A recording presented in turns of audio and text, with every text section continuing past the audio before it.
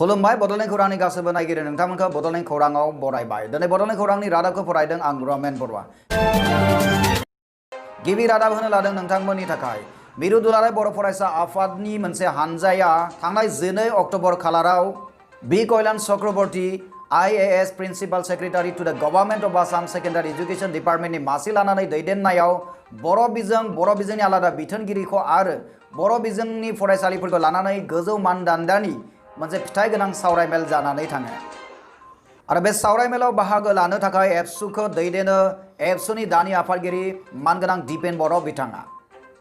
मोनथिनो मोननाय बादिब्ला बे सावरायमेला बावैसो आसाम सोरखारा फोसावनानै होनाय BTR गोरोबथानि 6.3 दफाखौ जर'खायै नायनो दानानै होजानाय कमिटि चेयारमेन आरो सेबानि चेयारमेन मानगोनां मुस्रि RC जैन IAS रिटायर्ड, मुस्रि Pritam Saikia IAS commissioner and secretary department of Elementary Education Assam मुस्लिमा ममता हजाय director Bodo' and other tribal languages लोगोसे गुबुन गुबुन बिफाननि डाइरेक्टरफोर आरो गोजौ थाखोनि अफिसारफोरनि बाहागो लानानै सावरायनायजों सावरायमेला जाफुंसार जानानै थाङो।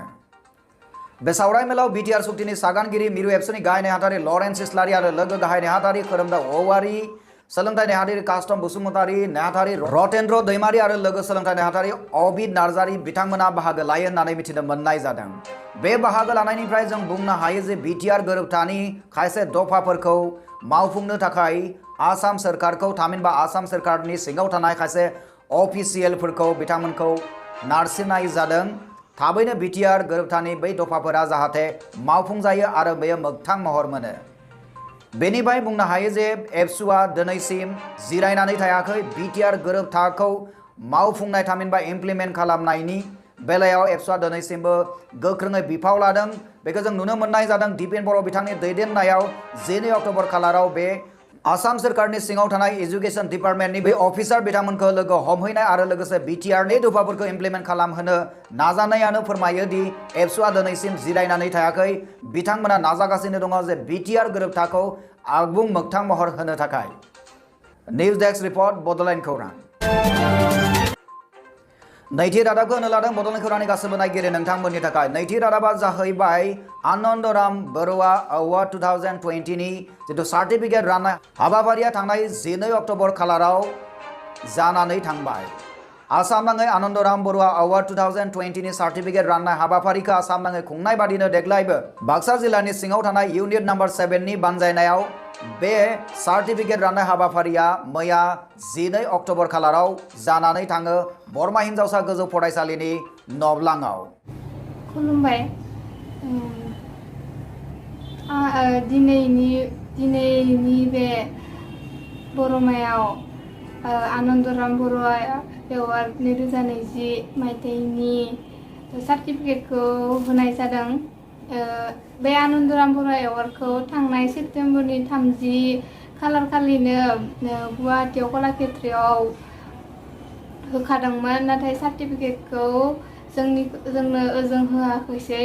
बेनिफ्राय दा बे डिस्ट्रिक्ट हिसाबै जोंनो दा बरमा सेन्टाराव जाखिनिया बे एवार्डखौ मोनदों बिसोर गासैनोबो दिनैनि बे अक्ट'बरनि 12 खालाराव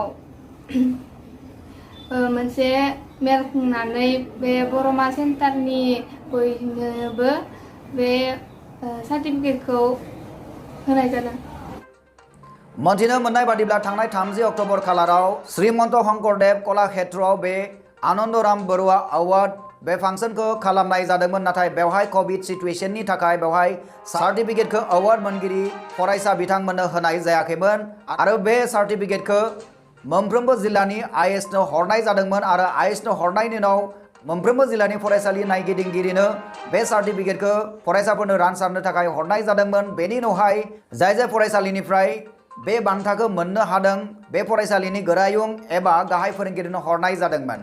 नाथाय मख'नो गोनांदि देग्लायनो नैबे बाक्सा जिल्लानि सिङाव थानाय इउनिट नम्बर 7 बिथांमोननि दैदेननायाव बिथांमोना मोनसे हाबाफारिनि गेजेरजों बे आनन्दराम बरुवा एवार्ड 2020 सार्टिफिकेट राननाय हाबाफारिखौ मैया 12 अक्ट'बर खालाराव बरमा हिनजावसा गोजौ फरायसालिनि नबलाङाव बिथांमोना मावफुंलाङो।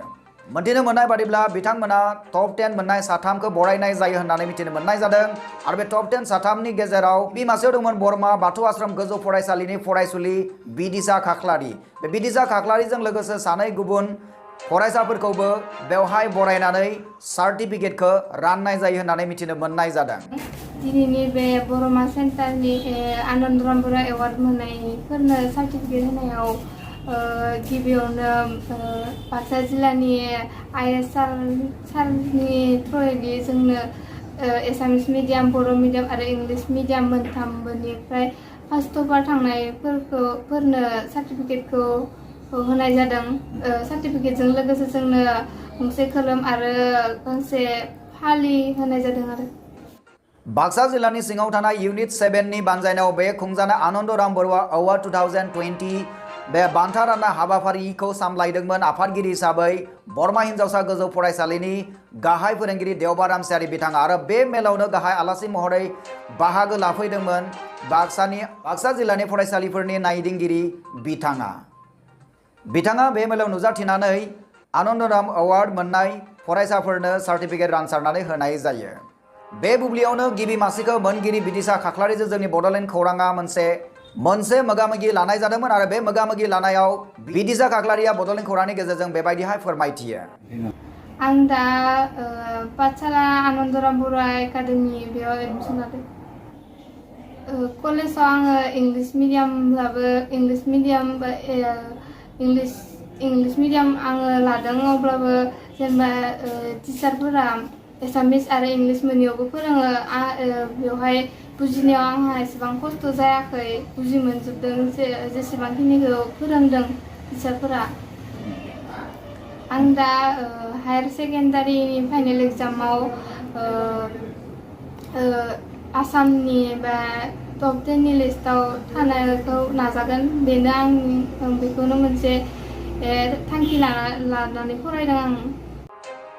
बड'लेण्ड खौरांनि नायगिरि नोंथांमोननो जों बे नुथायखौ दिन्थिनो नागिरदों। नैबे नुथायानो जाबाय बरमा हिनजावसा गोजौ फरायसालिनि नब्लाङाव खुंजानाय बे आनन्दराम बरुवा एवार्ड 2020 रानसारनाय हाबाफारिनि मोनसे नुथाय। निउज डेस्क रिपर्ट बड'लेण्ड खौरां।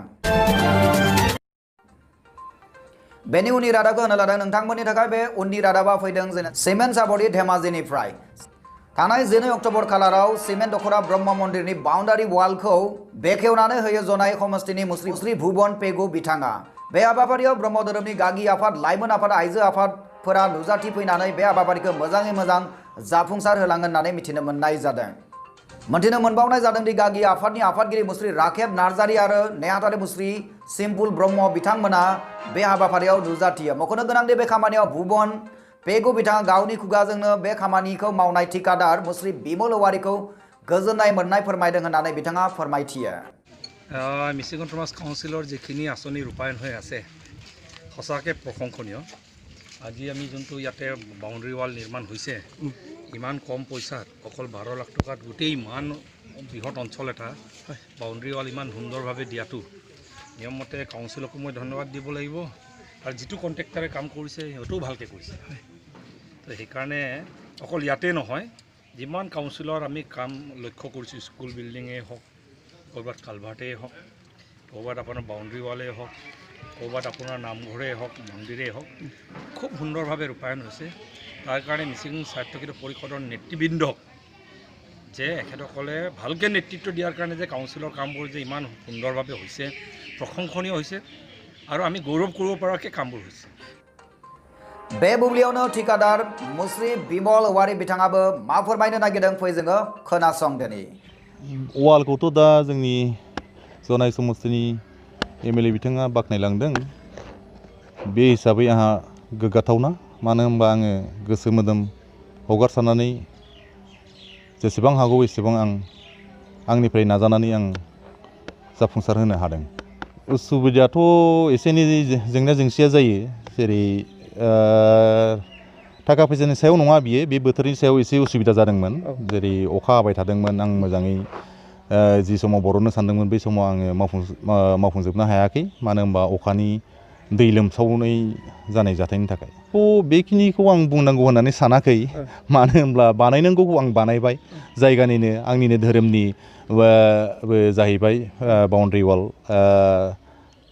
बे हिसाबै आं मोजाङै मोजां बानायनो नाजानानै बानायनाय जादों बेजोंनो लोगोसे सेरें सनवाल गुथा गामिनि रायजोफोरनि गोथैसालि थांग्रा लामानि कालभार्टखौबो बेखेवलाङो होननानैबो मिथिनो मोननाय जादों धेमाजिनिफ्राय प्रदीप गयारिनि रिपर्ट बड'लेण्ड खौरां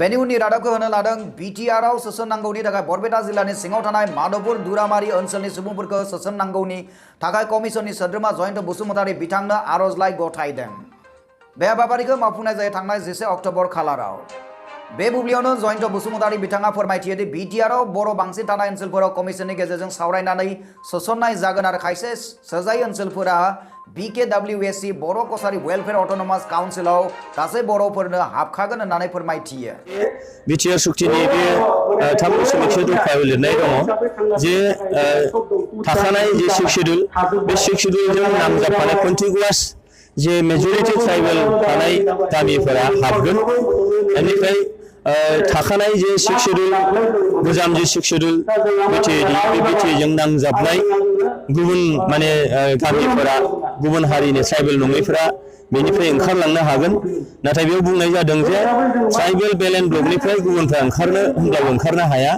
आरो बिथांमोनहा ट्राइबेल बेलेन्ड ब्लक नङै गामिफोरनिफ्राय ओंखारनो हागोन नाथाय बेयावबो बुंनाय जादों जे बिथांमोनहा माने अनजिमायाव बारा जानांगोन अब्लासो बिथांमोना ओंखारलांनो हानायनि लामा दङ दा बेनिखायनो नैबे दुरामारि ओनसोला दिनै बरपेटा जिल्लानि सिङाव गोग्लैयो दिनै बिथांमोनहा मोनसे हाबनायनि मोनसे सिमां लादों दा बिथांमोनहा मोनसे आसा लादों जिहेतु BTR सुक्तिनि गेजेरजों मोनसे दफा दङ जे गामि सोनाय आरो हाबनाय बेखायनो बे कन्टिगुवास जानांगोन गोजाम जे BTR बा 6 शेड्युलजों कन्टिगुवास जानांगोन दा जों बिथांमोना फोरमायनाय बायदिबा दिनै बे ओनसोला बे कन्टिगुवास आरो बिथांमोननियाव बेयाव ट्राइबेल सुबुङा दिनै गोबाङैनो दङ बेनिखायनो जेबो गोनो गोथो जानो गोनां गैया होननानै बिथां जयन्त बसुमतारीया बड'लेण्ड खौरांनि गेजेरजों फोरमायथिदों रुपहिनबाय खौरांगिरि मलिन लिमारिनि रिपर्ट बड'लेण्ड खौरां दानिया सम सफैबाय बड'लेण्ड खौरांनि गासैबो नायगिरि नोंथांमोननिफ्राय बिदाय लानायनि बड'लेण्ड खौरांनि गासैबो नायगिरि नोंथांमोननिसिम अननाय मोजां मोननाय सिबिनायखौ फिन बावहरफिनबाय उननि रादाबाव नोंथांमोनखौ लोगो मोननायनि मिजिंजों दिनैनि रादाबखौ एसेबां फोजोबनाय जाबाय गोजोन्थों